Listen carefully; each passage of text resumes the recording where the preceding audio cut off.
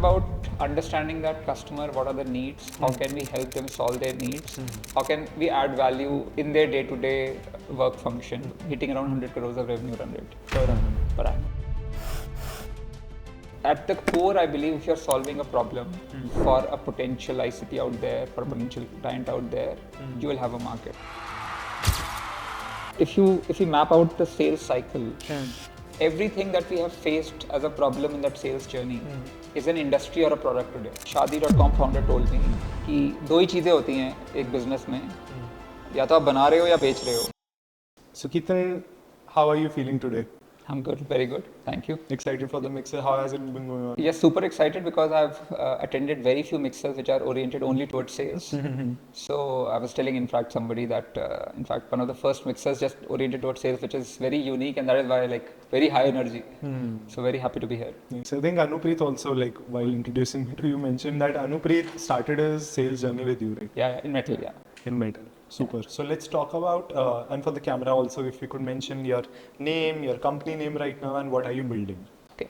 I'm Ketan Kapoor. I'm currently building Ripplelabs.ai. We are helping B2B revenue teams get leads with high purchase intent. Okay. What that means is we feel that there are tons of signals out there and which are related to your business. And what we will do is to capture some of those signals out there and help you reach out to your potential buyers early on in their buying journeys. Okay. So that's what we're trying to do. It's super exciting because I've been a sales guy for a long, long time, and building something you're really passionate about in the same domain makes it easy. And it is relatively easy to sell to sales guys than to HR guys, which was my last company. So yeah, that's the journey that we've started recently. And on the same note, you mentioned you have been into sales since a long time. So let's talk a little bit about that. I want you to go in as much detail as you want to in mentioning your journey. I want to go as long as how you entered sales, then how has your journey progressed later on, your experience building Mettl, then what happened, and where are you right now? So my startup journey started in 2006, so long back, 18 years back. It was in a company that was doing mobile payments. So there my role was to sell to banks and telcos, and we were a small company selling to two very large entities. So learned a lot. After that, a brief stint in D2C, and then we started Mettl. I started with a childhood friend of mine. I actually didn't know sales. I had never been part of large sales organizations or how to build a sales company. In fact, Tanmay didn't know how to do products, so we learned on the job. And it was more first principles thinking. It was just more intuitive, gut-based selling, at least initially 2 to 3 years, where I was either doing it alone or with a very small team around me. But because, essentially I've learned that if you keep at it, if you persevere for a long time, you figure out a lot of things. How do you incentivize sales guys? What kind of sales guys do you want? How do you recruit them? What do you look for when you're recruiting? And it was mostly learned on the job. And it has been a great journey. Today, probably Mettl would have a 120, 130 member sales team, broken by key accounts, mid-market, inside sales, and a fairly large marketing team as well. So great journey from 2010 to 2018 when we sold it. Almost 8 years. Almost 8-9 years, yeah. And everything is learned on the job. So in fact, that's the best B-school, if you can learn on the job and do something which is worthwhile, and probably there's some sort of an end to it. You are it. So while you were building Mettl, what do you think were the biggest challenges that you faced? And if you would love to share any story. The biggest challenge was, we were selling to HR folks in India, which is, probably after selling to schools and colleges, that is the toughest in the stacking order, because it's a cost function. They generally don't have the budgets. But what we figured out was that what we were solving for, there was a genuine need. And once we figured out the genuine need, we focused on building the product for that. And I think over time focused on what are the unique things. So example, proctoring was something that we pioneered, and I mean, Mettl probably today has the world's best proctoring technology. Yes. It would be the by volume, it would be the highest proctored assessment company in the world. Yeah. So that was something that we did before its time. We just bet on that, and it came out to be a right bet. But it is just about understanding that customer, what are the needs, how can we help them solve their needs, how can we add value in their day-to-day work function. And if we can do that, I think there is a market. Got it. And for the viewers, can you also explain first like what Mettl did, and then like how did you crack the GTM part?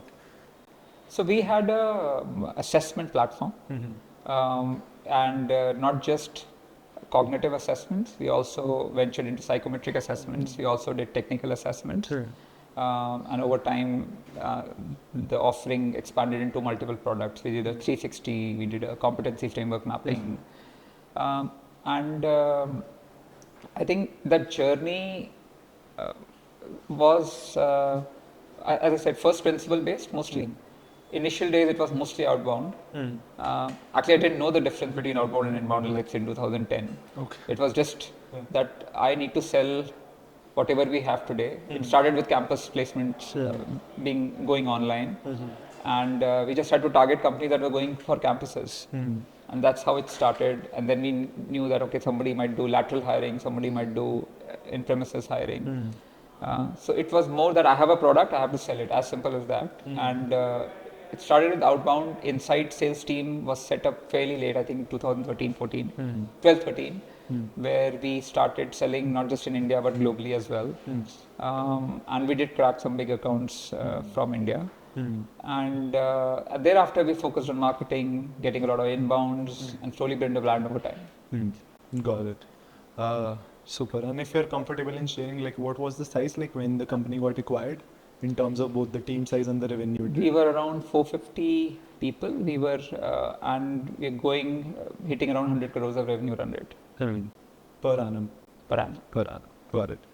Okay. Now let's come back. After Mettl, what happened? After Mettl took a break, chilled out for a bit.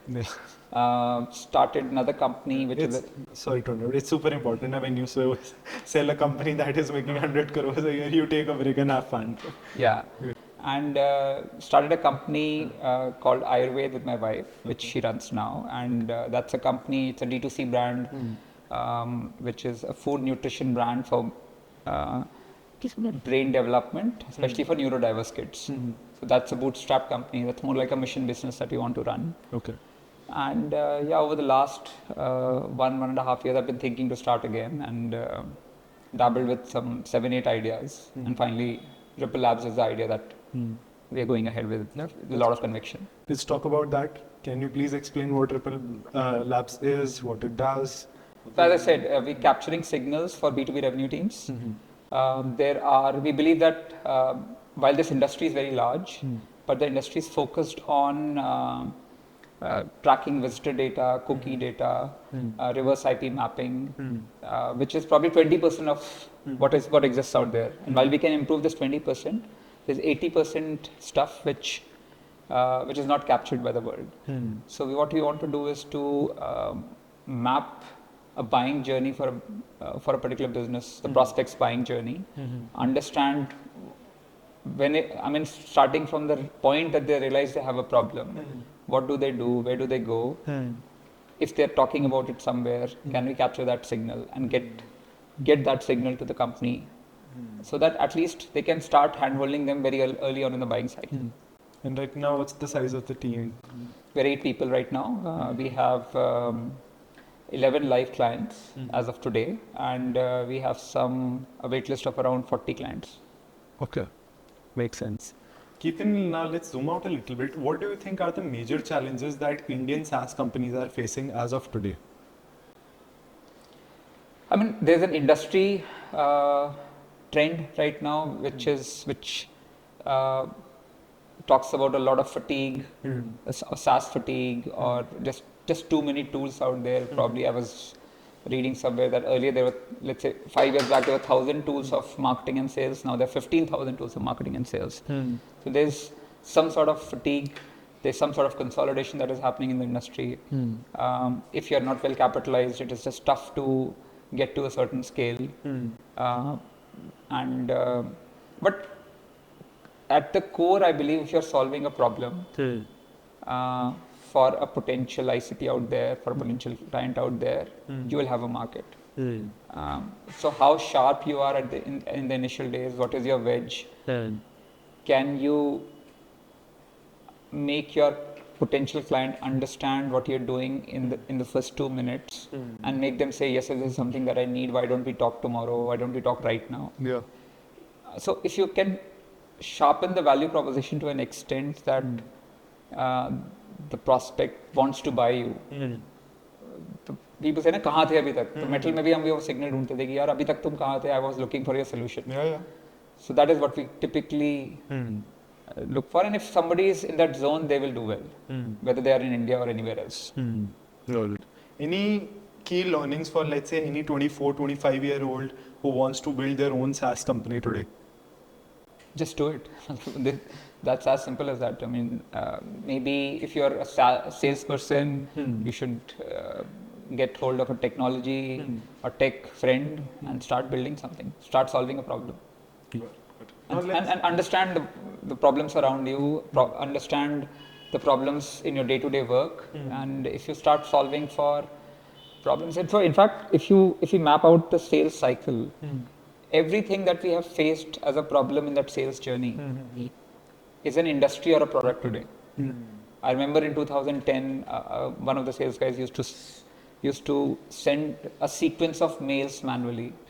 So now we have Outreach. And probably Apollo, which can do sequencing today.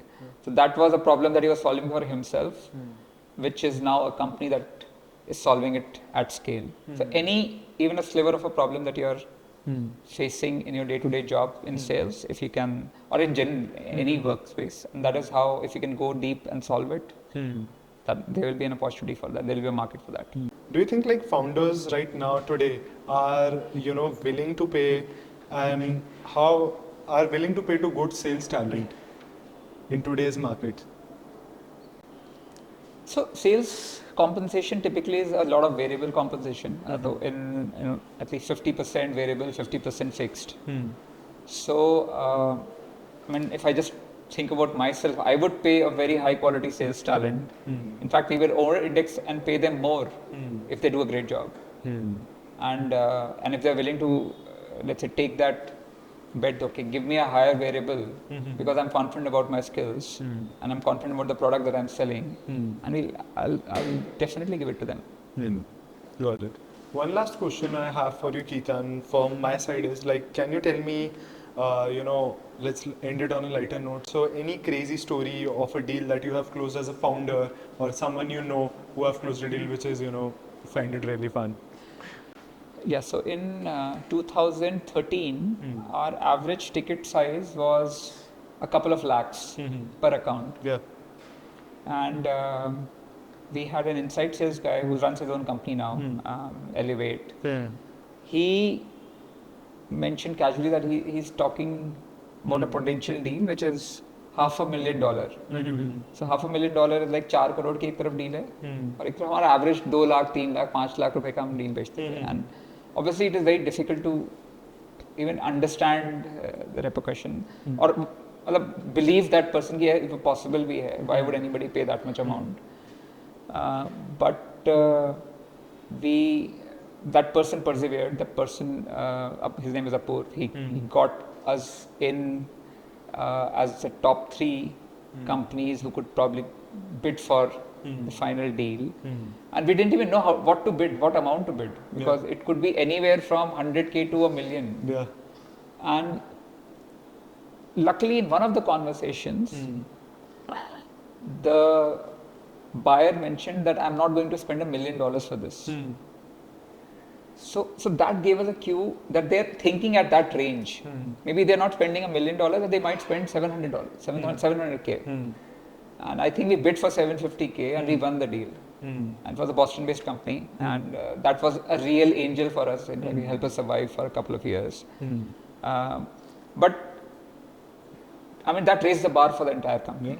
Yeah, 100%. To suddenly believe that you can actually start bidding for deals, compete with the best in the world. Hmm.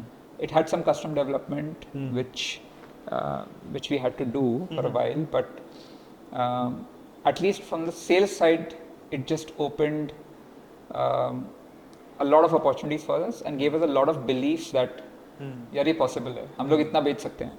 Thank you so much, Ketan. I believe like today we are a bit short on time, but I would love to have a master class on how to build a SaaS company from 0 to 1. But yeah, lovely to have Thank you. Pleasure's mine.